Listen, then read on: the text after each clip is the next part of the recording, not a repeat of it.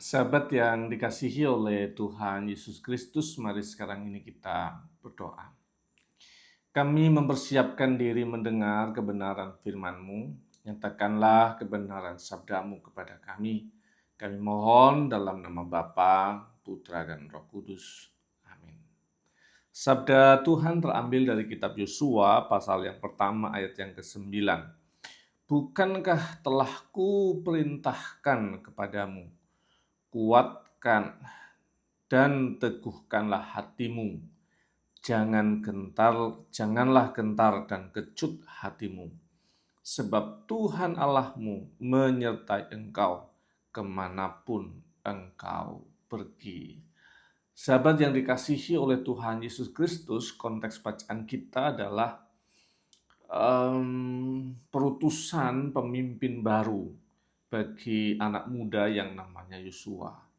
Dan tanggung jawab besar terjadi karena Musa sudah selesai masa tugasnya dan selesai juga tugasnya di dunia. Musa sudah meninggal. Dan dalam situasi seperti itu, kita bisa bayangkan bangsa yang sedang dalam jalan yang panjang itu dan jumlah yang sangat besar. Ketika keluar dari bangsa Mesir, jumlah mereka kurang lebih 600.000 jumlah laki-laki. Bisa kita tambahkan perempuan dan seterusnya. Sangat-sangat besar jumlah mereka. Kalaupun kemudian terjadi kematian dalam perjalanan selama 40-an tahun, mungkin hampir segitu, tentu jumlah mereka tidak kemudian susut menjadi kecil, mereka masih sangat besar. Dan secara internal, itu bukan perkara mudah. Mengelola jumlah yang sangat besar dengan karakter orang yang disebut dengan tegar tengkuk, keras kepala, suka protes gitu ya. Itu bagian internal.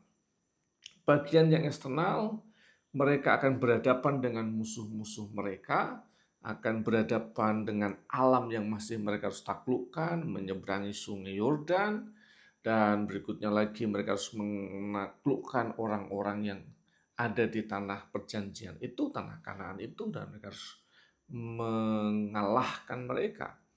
Sebagai orang muda tentu ini bukan perkara yang kecil, perkaranya sangat besar, menanggung tanggung jawab yang besar. Tetapi bagian yang luar biasa di bacaan kita itu sampai ada penegasan 2 kali. Penegasan supaya Yosua itu, ini kalimatnya, kuat dan teguh hatimu. Itu nggak cukup, ditambahkan lagi, jangan gentar dan kecut hatimu. Penekanannya sampai diulang. Bahkan 4 perkara itu harus dikuatkan kepada Yosua oleh Tuhan.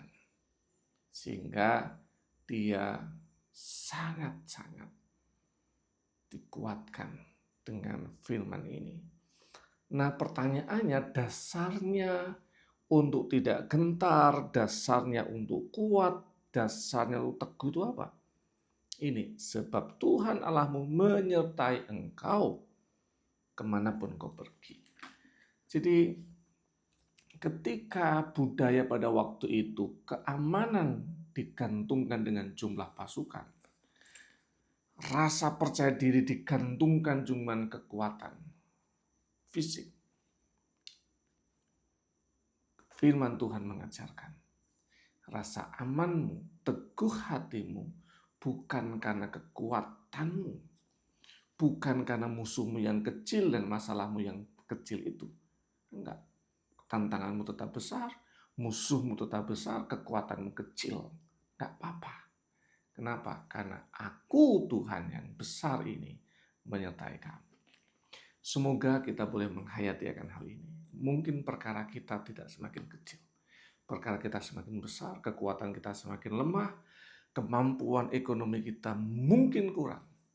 Tetapi Tuhan mau bilang, teguhkan hatimu, jangan gentar. Selesaikan jalan hidupmu, selesaikan semua tugasmu. Aku menyertaimu, aku menolongmu, aku bersamamu. Semoga kita kuat menjalankan mandat tugas kita sebagai orang tua, sebagai keluarga, sebagai apapun. Tuhan Yesus memberkati. Amin. Mari kita berdoa. Bapa kami yang di surga, dikuduskanlah namamu, datanglah kerajaanmu, jadilah kehendak-Mu di bumi seperti di surga. Berikanlah kami pada hari ini makanan kami yang secukupnya. Dan ampunilah kami akan kesalahan kami, seperti kami juga mengampuni orang bersalah pada kami. Dan janganlah membawa kami dalam pencobaan, tapi lepaskanlah kami daripada yang jahat. Karena Engkau yang punya kerajaan dan kuasa dan kemuliaan sampai selama-lamanya. Amin. Tuhan menyertai dan menolong setiap sahabat menjalani semua panggilan dan tugas. Dalam nama Bapa, Putra, dan Roh Kudus.